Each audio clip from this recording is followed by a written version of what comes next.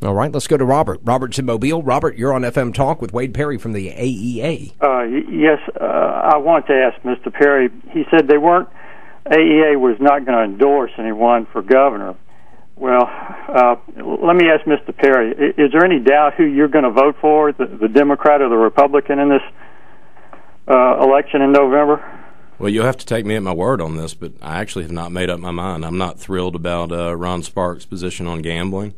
I'm not altogether opposed to gambling, but I sure don't want to see Mobile end up like Walker County with a bunch of steel buildings put up with just bingo machines inside, flashing arrow lights signage out front. I don't want that. I might be okay with the destination type situation. So no, I'm not altogether comfortable with Ron Sparks. And I'm not altogether comfortable with Robert Bentley. I'm going to listen to what they have to say and make a decision like everybody else should. Let me ask you a question about the teachers that are members of AEA. Do you know what their political affiliation is? Is that a question that AEA would ask of their members? No, we do not on intake per se. Now, in this governor's election, we called the teachers who vote, teachers who are registered to vote, and other members who are registered to vote. I would hope that would be all of them. You'd be surprised. I think that'd be a bad surprise. I think we're registered to vote. Our members are registered to vote at a slightly higher percentage than the general public. But okay. you would be surprised how many folks are not registered to vote. And further, we narrowed it down to the folks that vote every time.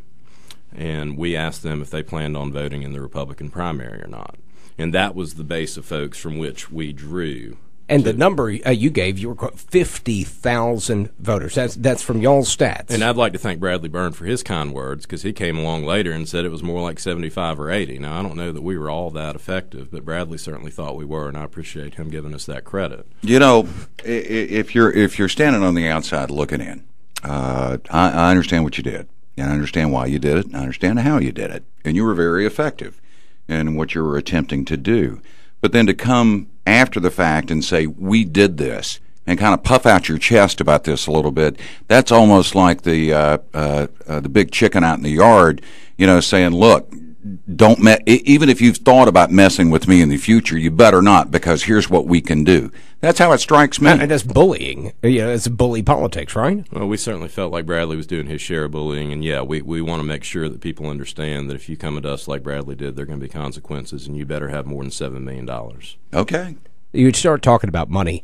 A lot of numbers were thrown around. We talked earlier. You said the money that was raised came from contributions from the membership of the AEA, but not from the dues. Correct. That is correct. There were not the first due dollar used in the campaign. It is against the law to use dues dollars for partisan political purposes. Okay, so you went to the membership. You said, okay, we're going to collect money for this. Came out with a couple political action groups, and you attacked Bradley Byrne. Now the question. I would say that we educated voters as to Bradley's record. We all see them different ways, but yes. Okay, then let's move forward. What involvement, if any, was there between opposing Republican candidates, i.e. Tim James, i.e. Dr. Bentley, and Dr. Hubbard? Did they sit down at the lunch counter and talk about how this was going to work out? I think things were pretty sensitive at the time, so I doubt that happened. But if it did, I sure would have loved to have been there. Because people had to ask. It seemed like, even though it was specifically, and you are correct, that ad campaign was specifically against Bradley Byrne, for some reason it seemed to me to have the essence of leaning towards Tim James at first, and then in the runoff it leaned towards Dr. Bentley. Was I picking up something from the subconscious there? I think you may be reading a little bit much into it, actually, because I don't think that any of our ads specifically pointed one way or the other except not Bradley Byrne. So any Republican candidate other than Bradley Byrne, that's pretty much where we were. We're talking to Wade Perry from the AEA, 343-0106 if you want to get online. I'm going to tell you this. I appreciate your candor. I do too. Yeah. It makes for a lot. Listen, after 95 days of interviewing people from BP and never getting a straight answer, I'm with Wayne. I appreciate you coming on and talking frankly about it. I think it furthers the discussion.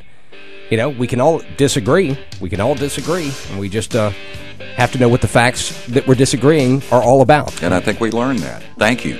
You're welcome. Thank you. It's good to see you. Wade Perry from the AEA, thank you very much, man, for being in. Enjoyed it very much. Appreciate y'all.